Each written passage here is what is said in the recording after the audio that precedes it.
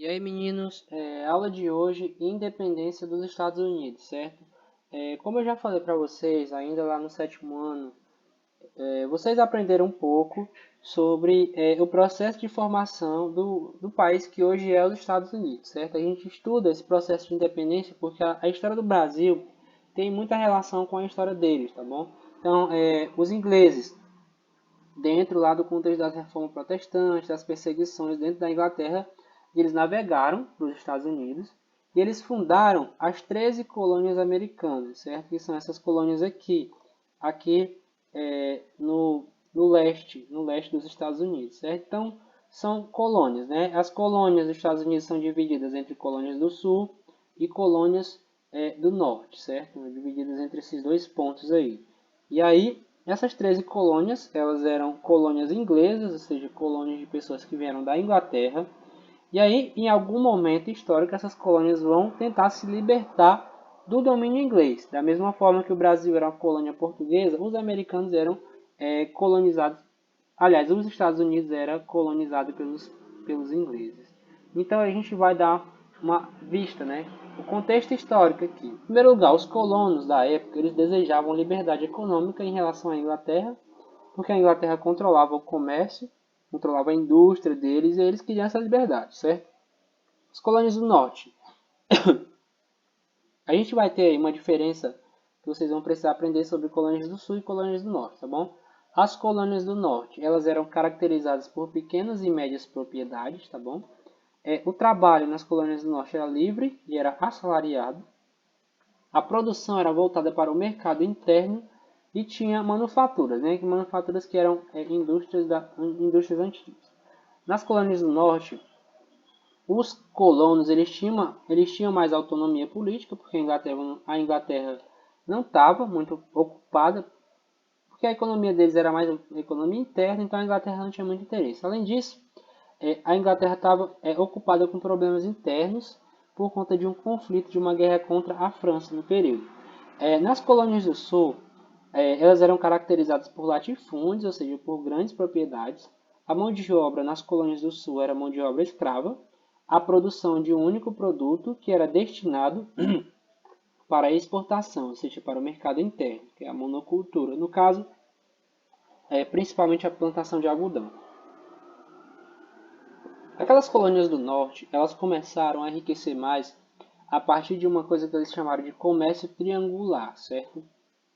Aqui dos Estados Unidos, eles saíam para aqui a América Central. Aqui na América Central, eles compravam uma coisa chamada melaço. Esse melaço, eles utilizavam para fazer o rum, que é um tipo de cachaça, certo? Depois, eles pegavam esse rum, viajavam aqui para o continente africano e eles trocavam esse rum e esses outros produtos por escravos. E aí depois eles voltavam aqui para a América Central e vendiam esses escravos, certo? Por conta disso, esse processo dessas viagens ficou conhecido como comércio triangular.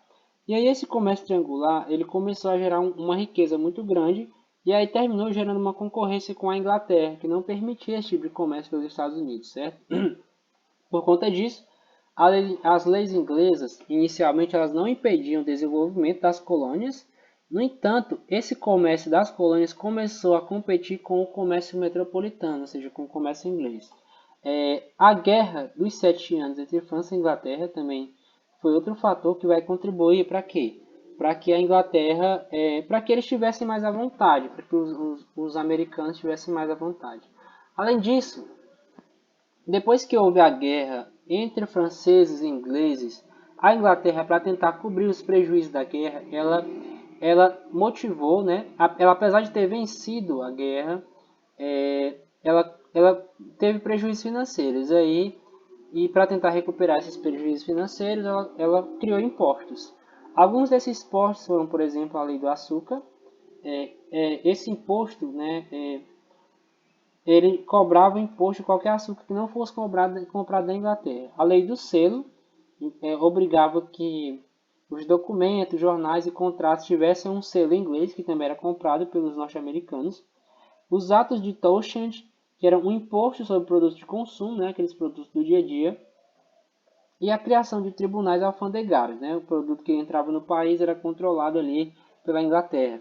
Houve também a lei do chá, que garantia que os estadunidenses, aliás, que os ingleses tinham controle e monopólio sobre o comércio do chá, que era comprado pelos estadunidenses na época. Além disso, houve o primeiro Congresso Continental da Filadélfia, que foi uma tentativa aí de reagir a esses desmandos aí na Inglaterra. E depois houve um evento chamado de Festa do Chá de Boston, que os caras se fantasiaram de índios, pegaram aí diversos navios, jogaram diversas caixas de chá no mar, né, em protesto contra a Inglaterra por conta dessas leis. Ainda tiveram também as leis coercitivas ou leis intoleráveis, que era a interdição da cidade e do porto de Boston, né, por conta da festa do chá de Boston, que foi esse protesto. Além disso, teve o Ato de Quebec, que impedia que os colonos ocupassem as terras a oeste, certo?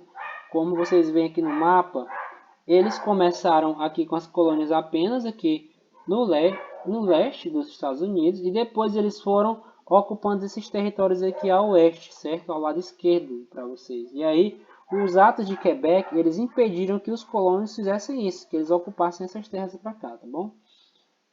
Seguindo, porque eles tinham esse interesse de conter os colonos ali no litoral, certo? De manter os colonos no litoral, próximos ali da costa leste. Os ingleses, eles controlavam o comércio de peles, além disso, eles controlavam o comércio de peles com os indígenas também, e as terras, elas estavam muito valorizadas, então os ingleses não queriam permitir que os colonos ocupassem essas terras novas. A lei da moeda, certo? Ela proibia que fosse emitido dinheiro lá na colônia, que o dinheiro que circularia então nos Estados Unidos da época seria impresso apenas pela Inglaterra. Houve então a Guerra de Independência por conta de todas essas pressões políticas aí, no ano de 1775, e aí houve um conflito na cidade de Lexington e houve então o início da organização militar dos colonos, certo? Em 1776, o estado da Virgínia ele se declarou independente, tá bom, da Inglaterra. E no dia 4 de julho de 1776, houve então a declaração de independência dos Estados Unidos, certo? Depois de todo esse processo. Os franceses e os espanhóis, eles obtiveram apoio de franceses e espanhóis dentro desse processo revolucionário. E aí eles começaram a ter vitórias a partir de uma batalha chamada Batalha de Saratoga, certo? Então a partir daí eles começaram a lutar e a ter vitórias. E no final das contas eles conseguiram expulsar os ingleses do território que hoje é os Estados Unidos, certo? Principalmente as 13 colônias. Depois que houve aí a República e a primeira Constituição, essa primeira Constituição ela diz o seguinte: houve o Tratado de Versalhes no ano de 1783 e esse Tratado de Versalhes ele reconheceu a independência dos Estados Unidos, certo? Os países de fora, França, Inglaterra, eles reconheceram que agora os Estados Unidos eram um país independente. No ano de 1787, os Estados Unidos eles proclamaram a primeira Constituição, né? A Constituição deles vigora até hoje, inclusive, certo? Essa Constituição ela tinha duas tendências, certo? Uma tendência republicana, certo? E uma tendência federalista. Inclusive hoje, quando vocês veem nos jornais, sempre que eles falam de algum político lá dos Estados Unidos, eles falam se o cara é republicano ou se ele é democrata, certo? Os democratas são de certa forma os federalistas mais antigos, certo? São os mais conservadores. E os republicanos são os políticos mais progressistas, certo? Então, a tendência republicana pregava que os estados que formavam os Estados Unidos fossem estados independentes, certo? E a tendência federalista dizia que eles precisariam de um forte governo central, certo? Então tinha essas duas tendências. A Constituição que eles escreveram na época, ela meio que harmonizou as duas tendências, a tendência republicana e a tendência federalista. Então apaziguar os ânimos aí entre um e outro. Em primeiro lugar, o regime político foi o regime republicano, certo? seja a participação de todos, porque república significa coisa pública, né? Então todo indivíduo é considerado cidadão. Na teoria é bonito, vocês sabem, eu já expliquei para vocês que essa é na teoria. Além disso, tinha um sistema presidencialista, tá bom? Que é aquele sistema que governa um presidente.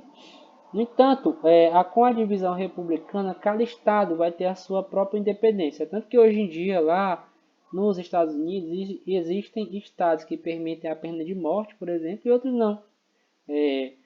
Alguns estados legalizam a maconha e outros não. Por quê? Porque cada estado tem a sua independência para decidir a respeito de várias coisas, de algumas coisas, certo?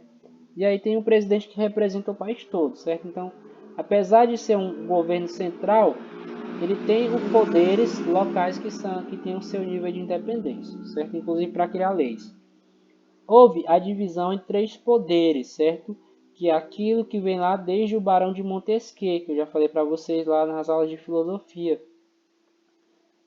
O Barão de Montesquieu, ele diz o seguinte: os poderes políticos têm que ser divididos entre legislativo, executivo e judiciário. O Montesquieu dizia isso com o objetivo de que para diminuir as injustiças sociais, porque ele acreditava que se todos esses poderes estivessem nas mãos de um único governante, esse governante absolutista, ele praticaria diversas injustiças. Mas aí você pega esses poderes e divide dessa forma para aí sim você tentar diminuir as injustiças. A Constituição americana, né, ela vigora desde 1789, tá bom? Com algumas alterações, né, algumas que eles chamam de emendas, tá bom? E aí, no ano de 1789, o primeiro presidente dos Estados Unidos foi eleito, que é o rapaz chamado George Washington, né?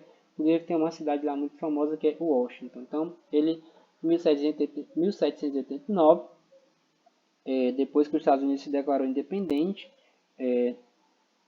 no caso aí 3 anos depois, aliás, 2 anos depois, o George Washington se declarou o primeiro presidente dos Estados Unidos, tá bom? Então, esse é o processo de independência dos Estados Unidos, tá bom? Começa com as pressões da Inglaterra, começa com eles sendo uma colônia, e aí a Inglaterra pressionando para obter impostos, para impedir que eles tivessem desenvolvimento econômico, e aí no final das contas eles se revoltam contra o domínio da Inglaterra e terminam obtendo a independência deles. Então é isso, até a próxima aula e vai ficar aí uma atividade para vocês, e todo esse texto aqui vai ficar disponível em PDF também, tá bom? Um abraço a todos.